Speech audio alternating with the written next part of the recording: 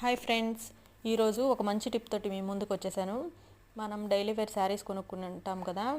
ఈ శారీస్కి ఏంటంటే ఈ మధ్యకాలంలో ఎక్కువ క్రాసులు పోతూ ఉన్నాయి. ఇలా క్రాసులు పోయే వాటికి మనం ఫాల్స్ అది స్టిచ్ చేయించుకునేటప్పుడు ఫాల్స్ మాత్రం జిగ్జాగ్ కుట్టుతోటి చేయించుకోండి. ఆ తర్వాత అంచుల దగ్గరకు వచ్చి పీకో చేయబోయేసరికి అవేంటంటే క్రాసులు ఎక్కువ ఉండి తీస్తే ఏమో చీర తగ్గిపోద్ది, తీయకపోతే ఏమో పీకో చేస్తే రింగులు రింగులు తిరిగిపోతుంది. ఇప్పుడు కట్టు చెంగు వైపు అయితే రింగులు తిరిగినా ఏం కాదు, ఎందుకంటే అది మనకు కనిపించదు కాబట్టి. కానీ పైట కొంగు వైపు క్లాత్ తీయాలి.